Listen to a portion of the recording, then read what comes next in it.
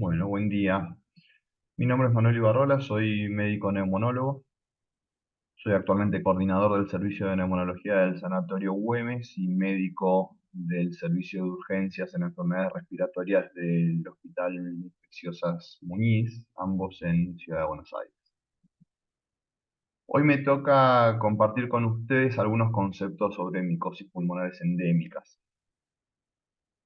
Es un tema que, si bien puede ser que algunos conceptos ya los hayan visto en otras situaciones, probablemente algo de esto hayan empezado a ver en materias como ser microbiología. Eh, la idea es profundizar en los conceptos que manejamos desde el estudio y manejo de la enfermedad respiratoria. Entonces vamos a focalizar en esos puntos, dejando de lado características microbiológicas o características de hongos en sus manifestaciones extrapulmonares. La idea es que yo pueda transmitirles hoy de qué manera pensamos estas enfermedades, cómo las sospechamos, cómo las buscamos, cómo las estudiamos y cómo las tratamos. ¿Sí? Básicamente nos vamos a focalizar en cinco hongos, cinco o seis, que tienen las características de ser los más frecuentes en sus manifestaciones respiratorias, pero todos ellos eh, son infecciones relativamente poco frecuentes.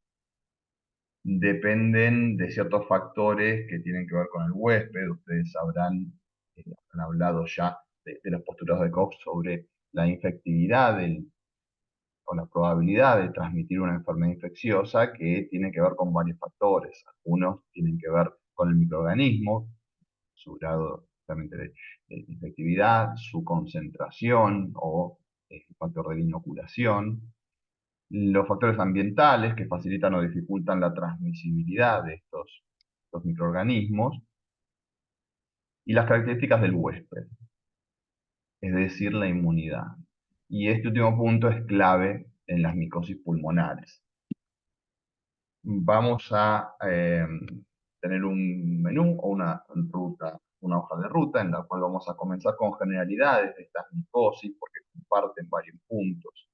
Vamos a hablar un poco de los factores de esta última característica que les comenté, de la inmunidad del huésped. Y vamos a tratar de detallar características clínicas e imagenológicas de cada uno, llegando así a aportar a un correcto diagnóstico y por lo tanto un adecuado tratamiento. Quisiera focalizar en las generalidades. ¿Por qué? Porque ustedes puede que el día de mañana se dediquen a distintos tipos de especialidades, digamos, elijan distintos caminos, no necesariamente el manejo de las enfermedades respiratorias. Entonces las generalidades, al tenerlas claras y ordenadas en la cabeza, les va a facilitar la sospecha de estas enfermedades. No se trata de enfermedades que se vayan a topar fácilmente o frecuentemente en su práctica diaria sin importar lo que hagan, porque no son la neumonía adquirida en la comunidad o el paciente con asma o la exacerbación de EPOC. Son cosas que, más allá de lo que ustedes estudien, a lo que se dediquen, sí se van a encontrar indefectiblemente. Las micosis pulmonares son menos frecuentes, pero sin duda son algo que se pueden topar en un escenario muy frecuente en la práctica médica, que es el de hacer una guardia, trabajar en un servicio de urgencias, de emergencias o de demanda espontánea, donde el abanico de posibilidades sí es mucho más amplio y va más allá de la especialidad a la que se dediquen. Entonces creo que las generalidades pueden aportar a, de alguna manera, tener en claro en la cabeza en qué momento tengo que empezar a sospechar que un paciente puede tener una micosis pulmonar.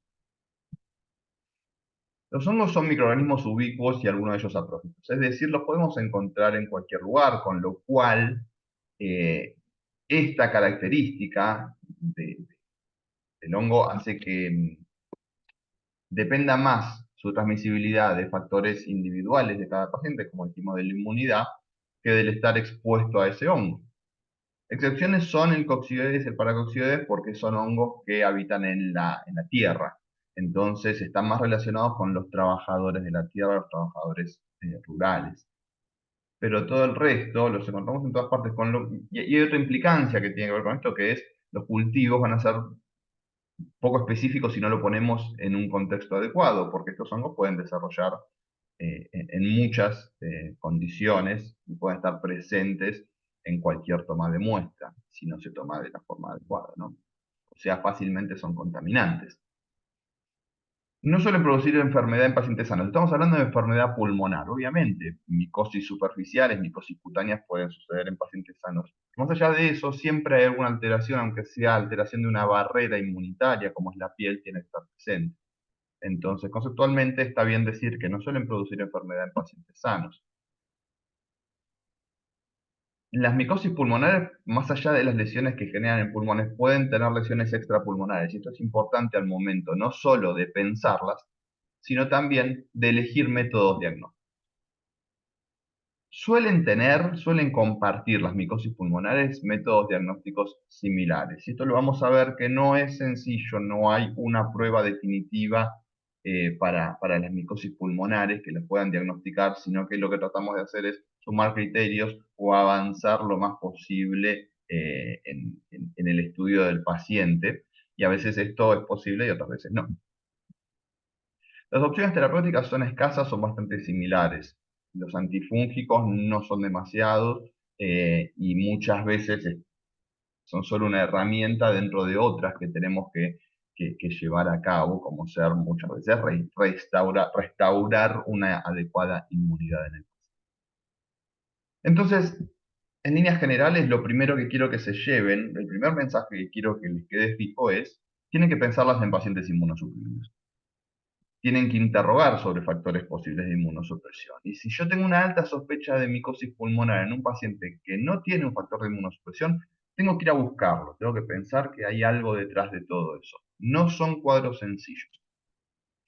Difícilmente se piensen en un primer momento, salvo que el paciente venga con una inmunodepresión clara, diagnosticada, caracterizada, y todo el resto de los elementos sean bien caracterizados. Y también es importante que sepan, que tengan presente, que cuando hablamos de alteraciones inmunitarias, no estamos hablando solamente de enfermedades sistémicas que generan inmunodepresión, como son las más conocidas por ahí, los pacientes con infección por HIV, los pacientes con enfermedades oncohematológicas o con tratamientos inmunodepresores como son las quimioterapias. Sino que podemos estar hablando de disrupción de barreras naturales, como ser mucositis, que son transitorias, accesos venosos, que si bien son transitorios, a veces duran más de lo que estaría recomendado que duren, heridas quirúrgicas, intubación, que es un acceso a una vía en la cual hay una disrupción de la inmunidad natural, porque estoy dándole al paciente un tubo de plástico en la tráquea donde estoy evitando el funcionamiento normal de esa tráquea, la estoy reemplazando. Entonces, la barrera de protección natural que representa la vía aérea, en este caso la tráquea, está reemplazado por un objeto, por un cuerpo extraño. La neutropenia prolongada por distintos motivos, las neoplasias hematológicas, como dijimos recién, y tanto las hematológicas como las neoplasias sólidas malignas, sobre todo si están diseminadas. Los pacientes con trasplantes de órganos sólidos, es decir, tratamientos inmunosupresores asociados, dijimos, infección por VIH, especialmente con recuento de linfocitos CD4 menores de 200. Hoy por hoy, los tratamientos para VIH, bien realizados y con un buen seguimiento, son muy efectivos para mantener una inmunidad, llamémosle normal, y los pacientes con HIV, con un tratamiento y seguimiento adecuado, tienen la misma sobrevida que un paciente sin infección. Neumopatías crónicas, esto lo que da es alteración de tipo local de las herramientas inmunes, tanto estructurales como funcionales. Enfermedades del tejido conectivo y fármacos inmunosupresores, muchísimos. Algunos de estos factores van a dar vía al desarrollo de algunos hongos y otros a otros hongos. ¿Por qué? Porque algunos van a depender más de cierta inmunidad celular y otros de otra inmunidad celular. Algunos van a depender más de las barreras, otros más de los factores humorales. Cada hongo encuentra el sitio por donde entrar. Entonces, cuando tenemos pacientes con neutropenia prolongada y marcada, generalmente tenemos infecciones por Aspergillus de tipo invasivo o por hongos del grupo de los mucorales, mientras que cuando tenemos infecciones por HIV, es decir, la neutropenia es más linfocítica eh, que, que neutrofílica, tenemos infecciones por Pneumocystis jirovecii o por Cryptococcus.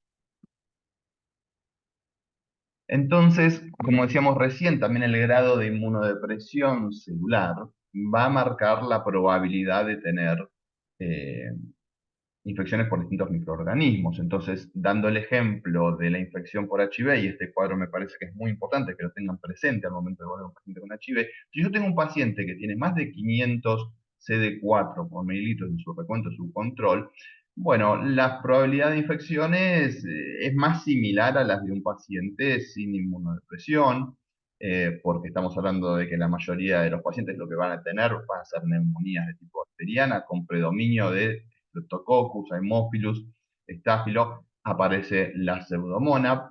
Los pacientes con HIV, más allá del recuento celular, hay que tener en cuenta que también tienen un factor de inmunodepresión humoral, que es menor, pero está presente, porque hay alteraciones de tipo funcional más allá de cuantitativa de los linfocitos. Tuberculosis, micosis endémicas, pero cuando este recuento de CD4 empieza a bajar por debajo de los 500, las neumonías empiezan a ser recurrentes, empiezan a aparecer algunos organismos nuevos, como son la neumonía por varicela, que en pacientes adultos es un cuadro grave. Y ya por debajo de 200 tenemos enfermedades marcadoras de HIV, como ser la infección por neumocitis, la histoplasmosis diseminada, y con recuentos muy bajos de CD4, es decir, menos de 100, tenemos mayor probabilidad de tener criptococosis con micobacterias atípicas, citomegalovirus, Aspergillus candida y virus como el herpes. En pacientes HIV negativos, la alteración inmunitaria va a, como decía antes, definir la probabilidad de que haya uno u otro, una u otra micosis presente. Cuando la inmunidad es un defecto de tipo neutropénico, hay más probabilidad de aspergilosis, candidiasis. eh, Cigometos es bastante menos frecuente, por lo menos en nuestro ambiente. Cuando la inmunidad humoral es la que está comprometida, aumenta la probabilidad de neumocistis. Cuando la inmunidad celular, el problema celular en general, criptococos, hongos dismórficos, y cuando hay alteración de la piel y mucosas asociadas, bueno, son puertas de entrada de la cándida, porque la cándida está presente en esas barreras. Algunos conceptos particulares de este grupo de hongos que vamos a charlar. Las características clínicas son compartidas. Es difícil, casi les diría inútil, intentar diferenciar un hongo de otro por las características clínicas del paciente. Tienen tos, tienen fiebre, los cuadros suelen ser subagudos, no suele ser como la neumonía que el paciente consulta por 48-72 horas de fiebre elevada, disnea, tos, expectoración purulenta. Estos cuadros son más solapados porque el tiempo de desarrollo de esas micosis son más lentos. Las características imagenológicas suelen ser compartidas en algunos hongos, en otros tienen algunas características más particulares que las vamos a mencionar, pero cuando vemos tomografías, hoy por hoy lo que usamos son tomografías, no vamos a estudiar estos pacientes con una radiografía. La radiografía me puede dar la sospecha y me puede dar una primera aproximación diciendo hay alguna lesión en el pulmón, pero después vamos a caracterizarla por tomografías. Cuando presentan nódulos, vidrios merilados, signo del halo, que es el nódulo sólido con vidrio merilado circundante, el signo del halo invertido, que es ese nódulo no tiene contenido sólido, sino que es hiperclaro y tengo un halo de vidrio merilado alrededor, por necrosis de ese contenido de ese nódulo. Bueno, estas características nos hacen pensar en micosis, ¿sí? Son características que no aparecen en neumonías adquiridas en la comunidad, o en enfermedades como la tuberculosis o neoplasias sólidas. Eh, si bien puede haber algunos diagnósticos diferenciales ahí, si empiezo a sumar de estos criterios, sobre todo el signo del halo, uno de los diagnósticos diferenciales va a ser las micosis pulmonares. Suelen compartir métodos diagnósticos. Tratamos de sumar criterios, como dijimos, dentro de un paciente que tenga riesgo de tener micosis pulmonares. Entonces, los cultivos, las serologías, la medición de galactomananos, que son componentes de la pared de estos microorganismos que se pueden dosar en distintos distintas muestras, principalmente en sangre, en lavado broncoalveolar, al cual se accede por endoscopía respiratoria. Eh, bueno, son compartidos. No tenemos que pensar en técnicas específicas, eh, sino que los vamos a ir encontrando en esas mismas muestras. Y comparten tratamiento. Como les dije, no hay demasiadas opciones. Los grupos de antimicóticos atacan eh, a la mayoría de estas micosis, con la excepción del Pneumocystis jirovecii, ¿sí? Que quiere tener su propia identidad. Es decir, va a tener imágenes más características que los otros, tratamientos más característicos que los otros y, eh, y no mucho más, perdón. Métodos diagnósticos más específicos, que sería la última parte. Bueno, como les dije, tenemos el signo del halo y el halo invertido. El halo es un nódulo que tiene una imagen de virus esmerilado circundante que representa el sangrado periférico. ¿Por qué el sangrado? Las micosis pulmonares, cuando hablamos de micosis pulmonares hablamos de enfermedades que son invasivas. ¿Qué quiere decir invasiva? No es que generan secreción dentro del alvéolo, como ocurre con las neumonías adquiridas en la comunidad, que lo que hacen es generar pus por la infección, secreciones, detritus celulares dentro del alvéolo. Entonces la imagen que vemos en la tomografía o en la radiografía es de ocupación alveolar, imagen de consolidación, ¿sí? No, estos hongos lo que hacen es que cuando atacan, infiltran los vasos, infiltran los tejidos, y eso genera microsangrados. Entonces, el virus esmerilado es el sangrado que hay periférico a ese nódulo que está creciendo e invadiendo estructuras bajas. Cuando esta invasión también progresa con necrosis de ese nódulo, desaparece ese centro sólido, se genera una cavitación de ese nódulo. Entonces el halo invertido es cuando ya lo que tengo en lugar de ser un nódulo sólido es una cavidad, pero el sangrado persiste porque la invasión ocurre. Esto es un signo del halo, ¿sí? Pueden ver acá una imagen sólida con virus esmerilado circundante. En este caso es una aspergilosis angioinvasiva en un paciente con leucemia, con una inmunodepresión de tipo neutrofílica probablemente. Este paciente tiene nódulos, pero tiene también el signo de la invertida. Fíjense que lo que tiene es marcado todo el borde y un poquito de virus esmerilado circundante. Lo que está sucediendo es que esa necrosis está ocurriendo en el centro del nódulo, entonces por ahí todavía tengo un poquitito de contenido ahí más denso, pero sucede eso, ¿sí? Que se va necrosando el centro. ¿Cómo voy a hacer el diagnóstico de estos pacientes? Ya no me voy a cansar de repetirlo. Pensar en los pacientes inmunodeprimidos, estos cuadros, porque son los que tienen el factor de riesgo para generarlos. No en cualquier paciente se va a generar este tipo de factor. La clínica es compartida, pero voy a tener un paciente con claros signos de infección, probablemente sistémica, manifestaciones sistémicas, no solo respiratorias. Las imágenes me van a apoyar el diagnóstico porque va a tener características de micosis, como dijimos antes. Particularmente van a ser más orientativas en neumocistis, en lo que llamamos el aspergiloma o la aspergilosis intracavitaria. Y en una forma de aspergilosis, que es la aspergilosis broncopulmonar alérgica, que no es un cuadro infeccioso, sino que es un cuadro de hipersensibilidad. Ya vamos a hablar un poquito de eso. Pero de los que vamos a hablar son los tres que por ahí tienen características un poco más definidas en la síntesis. Las pruebas serológicas podemos pedir anticuerpos en casos, podemos esperar que vengan anticuerpos positivos en casos de histoplasmosis y coccidiomicosis, y la búsqueda de antígenos en Aspergillus candida y Cryptococcus principalmente.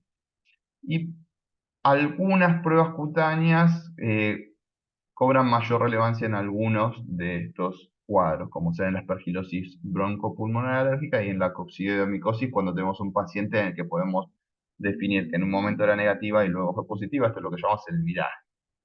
¿Y por qué necesitamos ese viraje? Porque pacientes que viven en zonas de coccidiomicosis y con mucho contacto, probablemente la prueba cutánea sea positiva antes del desarrollo de la enfermedad. El cultivo es un paso más, vamos a poder reconocer estos hongos, pero como les dije, un cultivo que me muestre presencia de aspergilosis, de aspergillus, de cándida, de histoplasma, va a tener que ser puesto en contexto.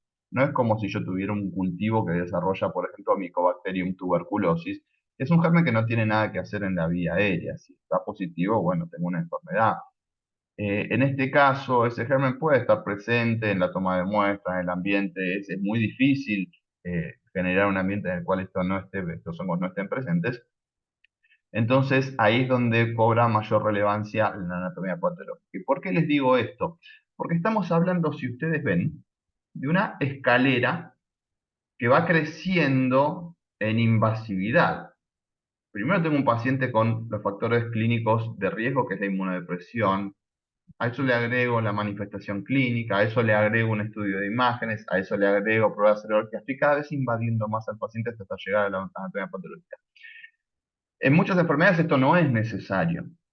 ¿Por qué es necesario en estas micosis? Porque, como les digo, hasta el cultivo nada es específico. En cambio, en una anatomía patológica, donde yo puedo ver un hongo que está invadiendo un vaso, bueno, y ya es diagnóstico definitivo, sí, diagnóstico de certeza. Entonces, según la distinta combinación que yo tenga de estas características, de estos métodos diagnósticos, voy a tener distintas categorías de diagnóstico. Las micosis invasivas probadas o definitivas son los que tengo una evidencia microbiológica y en anatomía patológica. Perdón, ahí dice, oh, pero es y en anatomía patológica. Es probable cuando tengo factores de riesgo compatibles, cuadro clínico e imagenológico y una evidencia microbiológica por técnicas serológicas. Y es posible cuando tengo factores de riesgo y cuadro clínico. O sea, tengo las imágenes, tengo los síntomas y el paciente tiene la probabilidad de tener una enfermedad porque tiene una inmunodepresión adecuada, pero no tengo técnicas microbiológicas que me demuestren la presencia de los hongos. Y empezando por el Aspergillus, vamos a ver que el Aspergillus tiene básicamente 5 formas de manifestarse en la vía respiratoria, en la vía aérea. Perdón, la vía aérea en el sistema respiratorio.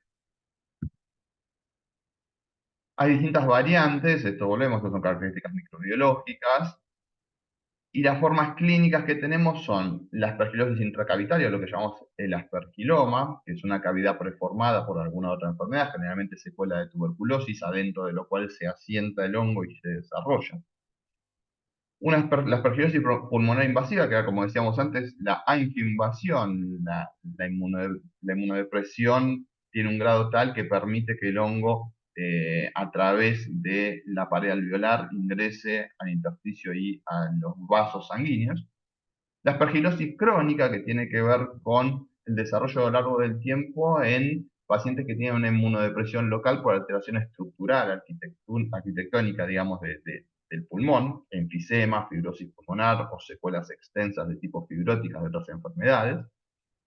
La aspergilosis traqueobronquial, que se desarrolla exclusivamente en la vía aérea, casi exclusivamente en pacientes trasplantados pulmonares, eso ya vamos a ver. Y la aspergilosis broncopulmonar alérgica, que, como les dije, no es una infección, sino que es una reacción de hipersensibilidad. Entonces, según el grado de inmunodepresión y el curso clínico del paciente, vamos a tener la sospecha diagnóstica. Los pacientes que tienen una inmunodepresión grave y de tipo sistémica tienen más chances de desarrollar aspergilosis pulmonar invasiva, y cuando tienen menores grados de inmunodepresión pueden desarrollar aspergilosis crónica cuando la inmunodepresión es local, primero necrotizante, y si la inmunodepresión no es tan grave, cavitaria, y la presencia del aspergiloma o la aspergilosis intracavitaria es una inmunodepresión muy localizada, muy ubicada en una zona en la cual hay una cavidad.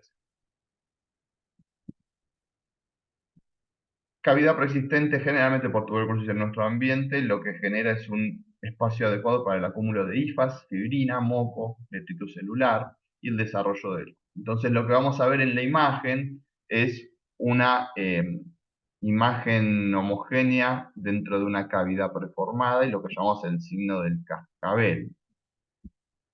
El signo del cascabel tiene que ver con que si cambiamos de posición al paciente, esta imagen se mueve adentro, está libre adentro de la cavidad. El signo de la media luna es esto que ven aquí, claramente como una media luna más oscura, está generado porque tengo la pared de la cavidad definida en la radiografía y una imagen radioopaca de tipo nodular o pseudonodular en su interior, y acá bien definida en la tomografía.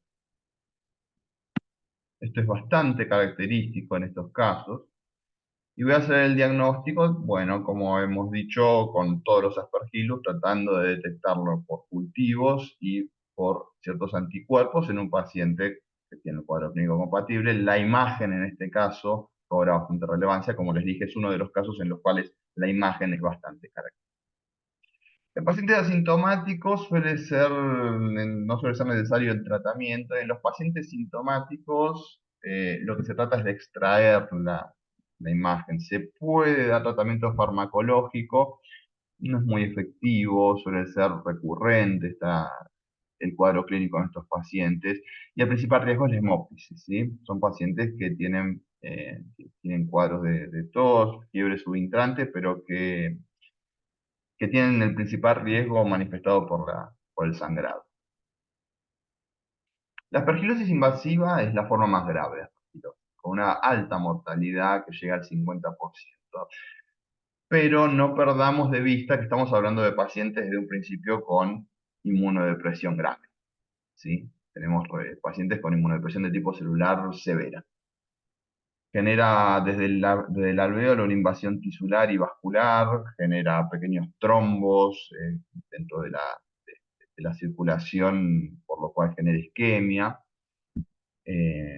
Solemos verlo en pacientes que tienen neutropenia severa, pacientes trasplantados o pacientes con neoplasias hematológicas. Son inmunodepresiones muy importantes. ¿Qué vemos en la tomografía? Bueno, acá es donde volvemos a esa imagen que suele estar compartida por algunas micosis, que son los nódulos, el vidrio esmerilado. El vidrio esmerilado lo que representa es el sangrado, que es una manifestación de la angioinvasión, de invasión tisular que mencionamos. Pacientes con signo del halo o el signo del menisco, que es un punto intermedio entre el halo y el halo invertido. Este es el signo del halo, tenemos un nódulo con bordes bastante abigarrados, que está demostrando justamente la invasión a través de los septos, y el vidrio esmerilado circundante. Acá tenemos otras dos imágenes. Como les dije antes, estos nódulos se pueden empezar a necrosar. No se ve muy bien la imagen, pero se nota la diferencia entre el borde y el contenido. Generalmente lo que tratamos es, en cuadros compatibles, buscar la presencia en cultivo, pero como les dije previamente, esto tiene una baja sensibilidad debido al carácter ubicuo de las aspergillus. Una posibilidad es buscar galactomananos en sangre. Si tenemos galactomananos, estos componentes de la pared celular del hongo, bueno, esto aumenta la probabilidad diagnóstica de aspergilosis en un cuadro compatible. Acá el tratamiento se va a basar en los antifúngicos, que pueden ser voriconazol, la fotericina B, hay algunas otras variantes. Esto va a ser mejor resorte de los infectólogos. Y optimizar el estado inmunológico, es decir, tratar la enfermedad de base. Eso va a ser lo principal. Un paciente que sigue con inmunodepresión severa difícilmente resuelva este tipo de cuadros y caiga dentro de ese 50% de mortalidad que conlleva. ¿Qué es la aspergilosis broncopulmonar alérgica? Esto es un cuadro que tiene que ver con una respuesta inmune alterada de hipersensibilidad. Son pacientes que suelen tener diagnóstico de asma, suelen tener broncoespasmos a repetición y que suelen ser eh, mal controlados, es decir, rebeldes al tratamiento de ese cuadro de asma que les fue diagnosticado. Existen tres etapas, básicamente, mejor dicho, dos etapas. En el paciente asmático sería el primer punto. Después existe el paciente asmático eh, con sensibilidad al aspergillus, es decir, este aspergillus está presente y genera un mal control por una inflamación persistente en la vía aérea, genera un mal control del asma, pero no genera lesiones. Después existe la aspergilosis broncopulmonar alérgica, que yo la traigo a colación acá porque trae lesiones pulmonares. Pero las lesiones pulmonares está dado por la inflamación que genera en la vía aérea y no por una invasión de los tejidos como generan las otras formas de aspergilosis o de micosis. No generan cuadros similares a los anteriores, como ser pacientes con fiebre y alteración del estado general, sino que estamos hablando de pacientes que se presentan con cuadros de asma no controlada o severa y pacientes con fibrosis quística, generan broncoespasmo y las imágenes más características son las bronquiectasias, es decir, dilataciones de los bronquios con engrosamiento de sus paredes y disfunción ciliar. Suelen cursar con inmunoglobulina E y eosinófilos elevados, mismo esto es reflejo de la reacción de hipersensibilidad alterada, bueno, hipersensibilidad justamente, que mencioné previamente. El tratamiento no es con antifúngicos, el tratamiento se basa en los corticoides sistémicos para controlar esa reacción inflamatoria. Hay trabajos que comparan la efectividad de corticoides sistémicos solo con la efectividad de corticoides más antifúngicos. Algunos dan un leve resultado a favor de la combinación, la mayoría está de acuerdo en que no es suficiente para recomendar el tratamiento estándar, la combinación de antifúngicos con corticoides sistémicos. Así que los corticoides son la base del tratamiento. Bueno, este es un paciente que tiene una aspergilosis broncopulmonar grave, extensa, ¿sí? Lo que vemos acá no son cavidades, no son necrosis del tejido pulmonar, sino que son dilataciones bronquiales. De hecho, las podemos seguir a lo largo de su trayecto, como vemos en estos casos, con las paredes bronquiales muy engrosadas. Tenemos distintos criterios diagnósticos para definir. Los mayores son pacientes que tengan antecedentes de asma, con un test cutáneo positivo a Aspergillus, con inmunoglobulina E elevada, o precipitinas positivas para Aspergillus, aumento de las inmunoglobulinas específicas para Aspergillus, lesiones pulmonares, principalmente con bronquiectasias proximales o centrales y eosinofilia periférica, mientras que los menores son las presencias de Aspergillus en esputo, como les dije, es menor porque este es muy, eh, es un hongo saprófito, ubicuo. Moldes de moco, esto es expectoración del paciente, que suele ser característica cuando aparece de esta manera, y un test cutáneo tardío, y bueno, lo que uno ve es que hay que sumar criterios. Bueno, no voy a profundizar en esto porque corresponde a otra charla. En cuanto a la aspergilosis traqueobronquial, es muy rara, es oligosintomática y hay mucho retraso diagnóstico con elevada mortalidad. La elevada mortalidad también se da porque los pacientes son inmunodeprimidos, son pacientes trasplantados pulmonares, principalmente. Puede aparecer en pacientes con corticoterapia sistémica prolongada, altas dosis, otras drogas inmunosupresoras y pacientes con estadios avanzados de infección por el virus del HIV en estadio SIDA. Sus principales formas son la ulcerativa y la pseudomembranosa. Son lesiones que se ven por vía endoscópica en el árbol traqueobronquial. No se ven en una tomografía y es por eso que tiene un retraso diagnóstico, porque el paciente tiene clínica, pero uno le hace los estudios y en la tomografía no ve nada, puede no tener ningún tipo de lesión, puede ser totalmente normal la tomografía de tórax, entonces uno dice, no voy a buscar nada de tórax, sigo por otro lado. Es un distractor eso. Pero claro, las lesiones están en la mucosa traqueal o bronquial, entonces se ven por vía endoscópica. Uno tiene que tomar la decisión de ir a buscar.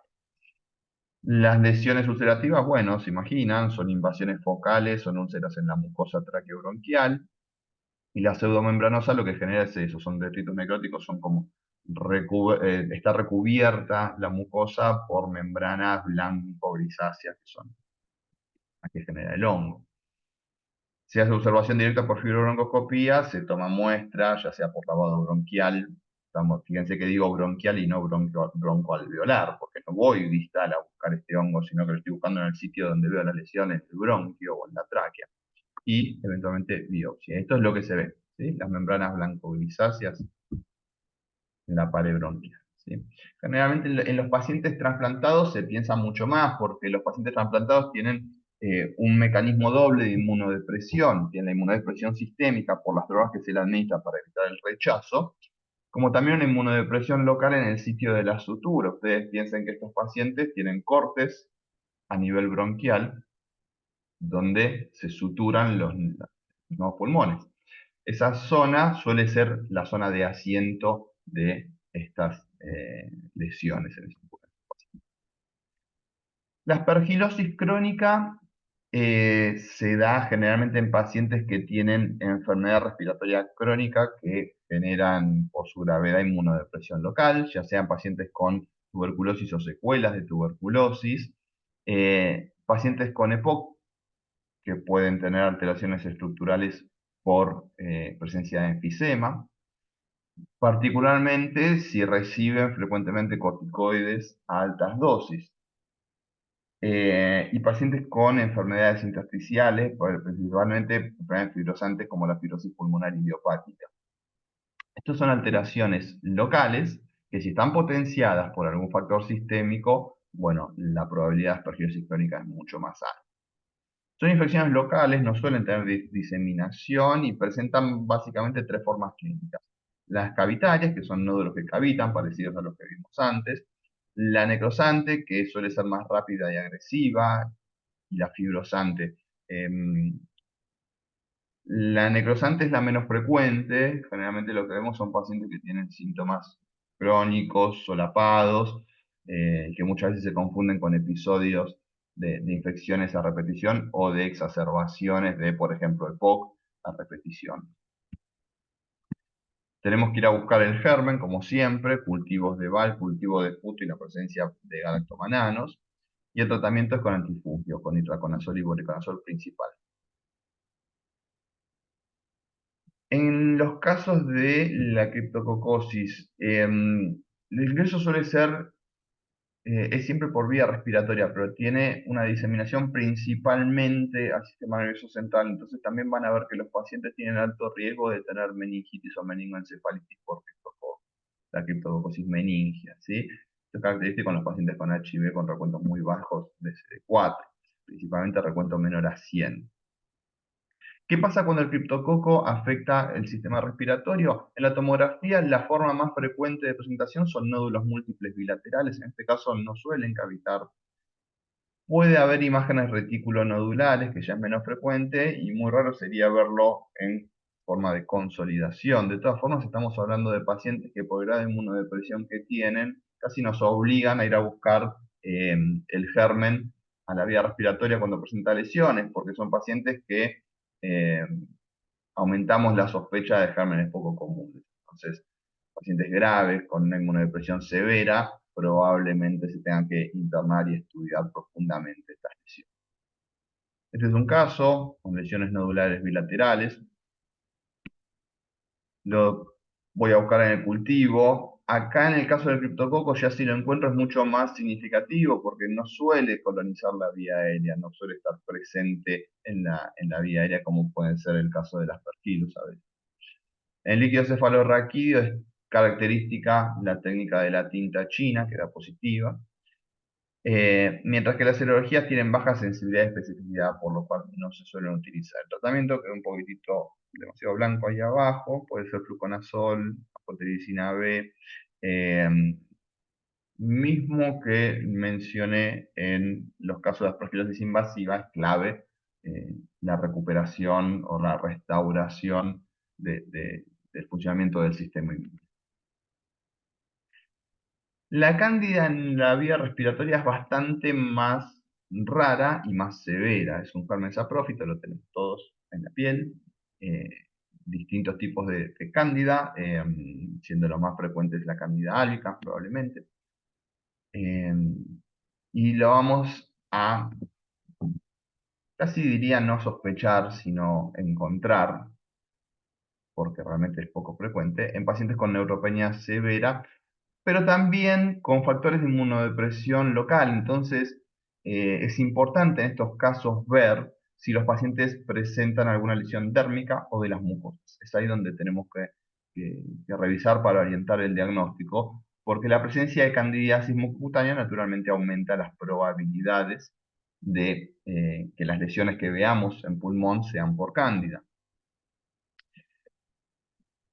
En los pacientes que han recibido tratamientos antibióticos variados, prolongados y demás, se facilita la colonización. Esto tiene que ver con la alteración de la microbiota de cada tejido que generan los antibióticos a nivel sistémico directamente. Ese es un problema grave que, bueno, es demasiado para abordar en esta clase.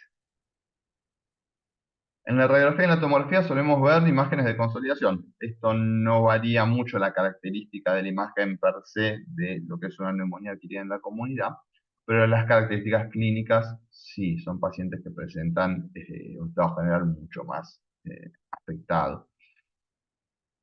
Podemos buscarlo en cultivos y en serologías, pero esto no tiene una buena sensibilidad y especificidad, salvo que se encuentre en los hemocultivos.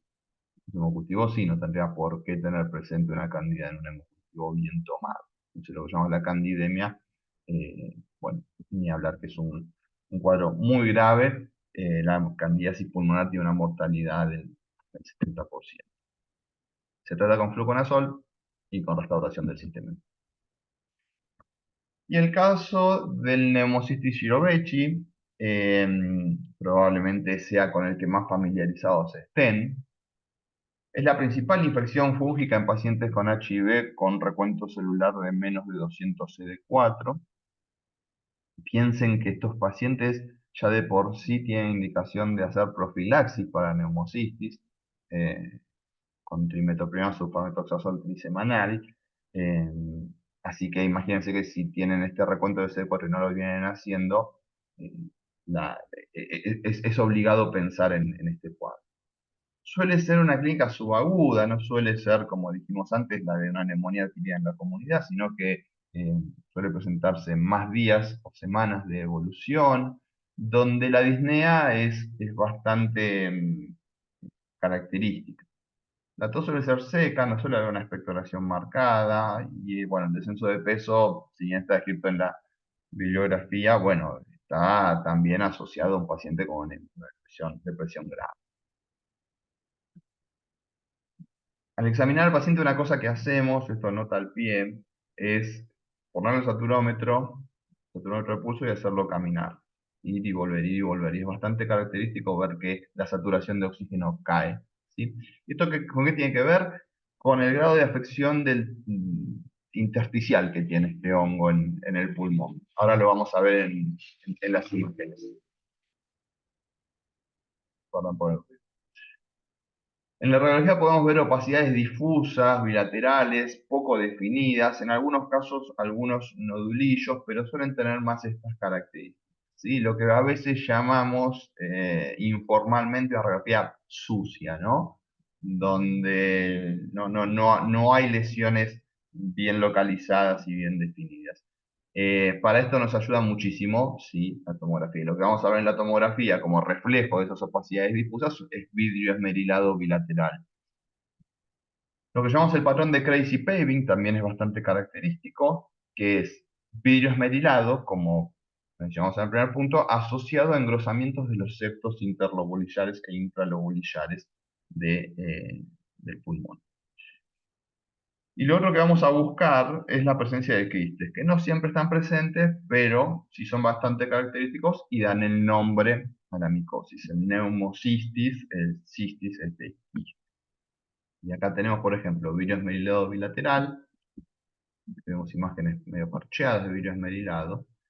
Y acá un poco más denso, donde se ven algunos septos marcados, engrosados. Estos son septos interlobulillares, lo que definen el lobulillo pulmonar secundario, e intralobulillares, que son interalveolares, que se engrosan, ¿sí? Que se inflaman. Ese es el patrón de Crazy Paving, engrosamientos de septos acompañados de vidrio esmerilado. ¿Mm? Acá está más claro, por ahí, los engrosamientos septales. ¿Mm? Este es un patrón de Crazy Paving. Yo veo, acá se ve perfecto el lobulillo pulmonar secundario por los engrosamientos de estos septos y en su interior y alrededor vidrio esmerilado. Y acá esta es la mejor imagen para ver Crazy Paving, ¿sí? Esto es empedrado. Crazy paving es algo así como empedrado, pavimentado loco. En realidad no es el pavimentado, sino es el empedrado. Para nosotros lo podemos ver bastante. Y esa es la idea, tratar de ver esto como un empedrado, ¿no? Como si fueran adoquines uno al lado del otro, con el virus medio en su interior. No se suele cultivar, se puede hacer una visualización directa por inmunofluorescencia. Y el punto característico de esta visualización directa es que si tomamos una muestra de la vía aérea por un lavado broncoalveolar, lo podemos encontrar hasta 5 días luego de iniciar el tratamiento. Muchas veces nos ocurre que eh, por ahí se le pide al neumonólogo que haga un lavado broncoalveolar de un paciente que tiene ya varios días de tratamiento antibiótico y ahí la probabilidad de encontrar un germen es muchísimo más baja. No porque la enfermedad haya resuelto, sino porque la muestra que uno toma en ese lavado no solo va a tomar al germen que está en ese tejido, sino que también va a tomar al antibiótico.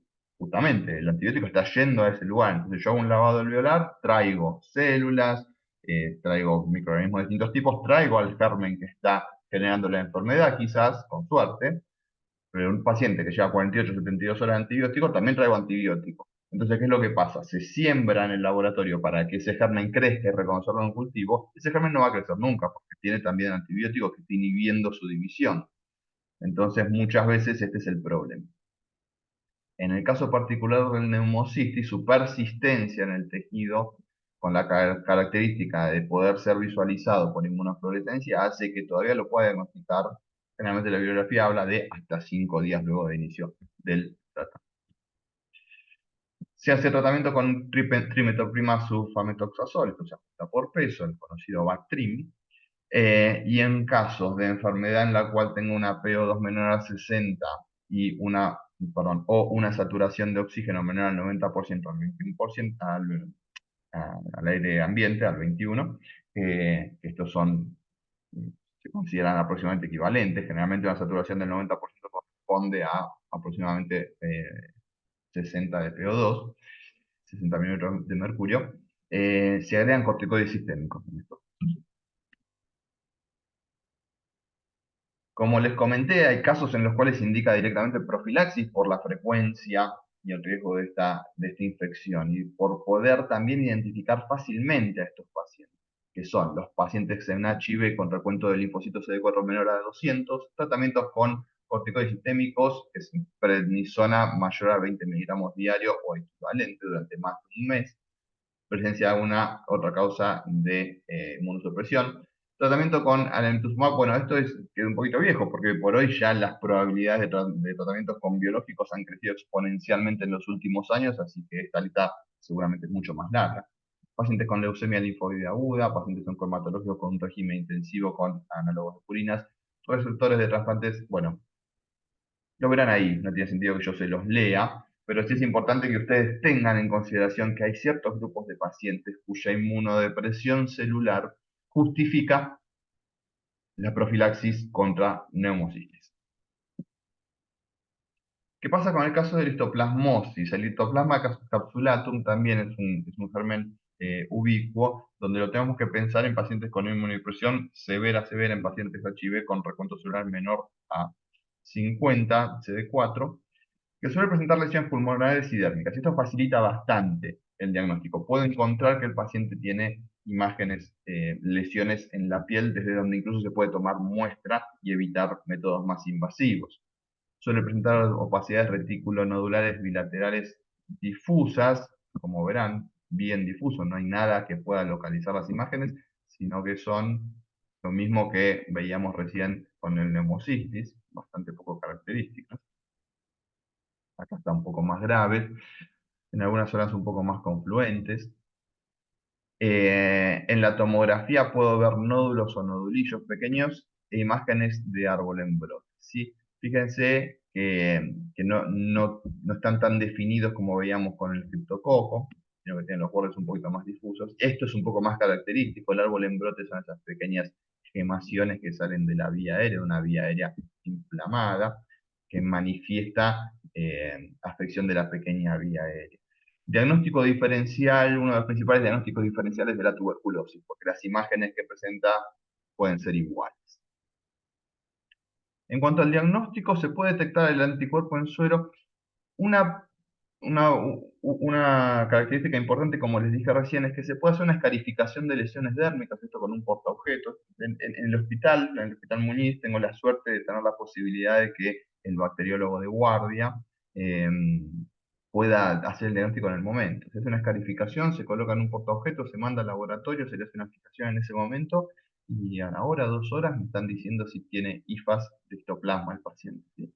Y esto en un cuadro clínico compatible por la predisposición de la inmunodepresión y las imágenes pulmonares, bueno, me habilita a mí a hacer un diagnóstico y un tratamiento temprano. Como les mencioné al principio, el grupo de los coccidioidomicosis y paracoccidioidomicosis son característicos de los trabajadores rurales, porque están presentes en la tierra. Generalmente en suelos con alta temperatura, desde la Patagonia hasta Salta, el coccidioidomicosis es un poco más característico, en zonas un poco más húmedas, y en zonas un poco más secas, el paracoccidioidomicosis, Paraguay, Brasil, suele ser eh, Formosa, algo de Misiones, se encuentra un poco más. Tenemos zonas endémicas, estudiadas, están en toda Sudamérica, a lo que a nosotros nos compete. Las poblaciones más características se encuentran, como les dije, en zona patagónica y hacia el norte. Este es otro hongo que podemos buscar en la piel. Las formas cutáneas son bastante frecuentes y solemos ver imágenes nodulares. Clínicamente son pacientes que tienen enfermedades de una evolución lenta, subaguda a crónica, donde vienen muy afectados con fiebre subintrante, con tos, generalmente tos seca, y particularmente con descenso de peso. Hablamos en todos los casos de factores de inmunodepresión, y acá hay algo que empieza a relativizarse un poco.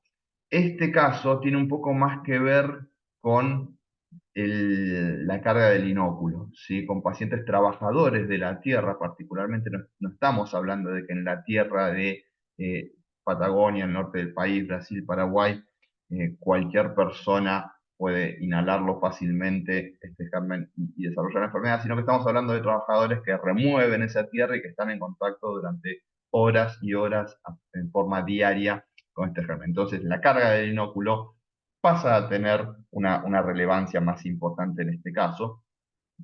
Las inmunodepresiones no suelen ser inmunodepresiones celulares severas, como en los casos anteriores, y están un poco más relacionados con inmunodepresiones sistémicas más leves a moderadas en casos de desnutrición, bueno, de falta de cuidados más generales en los pacientes. Y los vemos generalmente pacientes con marcado descenso de peso. ¿Por qué? Probablemente por la inflamación sistémica que esto genera, pero en algunos casos asociados a la misma desnutrición que se da en ciertas poblaciones de la zona. Vemos imágenes nodulares y el tratamiento va a ser con itraconazol o anfotericina en formas graves. No quiero extenderme mucho en enfermedades que son menos prevalentes. Acá tienen aproximadamente cuántas variantes hay de cada familia de hongos y cuántos otros hongos hay. Son muchos, realmente son muchos. Algunos de ellos con alta mortalidad, otros pacientes, la verdad que tienen usos muy benignos. La más alta de todas se la lleva, como les dije, la cándida cuando se presenta de forma respiratoria o sistémica. Fíjense que el 70% de mortalidad que mencioné tiene que ver con todas sus manifestaciones, pero predominantemente todas sus manifestaciones graves, ¿no? Sistémicas, perdón. Pero la principal se la lleva la forma respiratoria, que es la neumonía, con un 75%. Seguido probablemente por la aspergilosis invasiva sistémica. Y en resumen, tienen que pensar estas enfermedades en pacientes inmunocomprometidos. Y como les dije, si ustedes no tienen un registro de inmunocompromiso del paciente en el cual hay alta sospecha de micosis, vayan a buscar la inmunodepresión.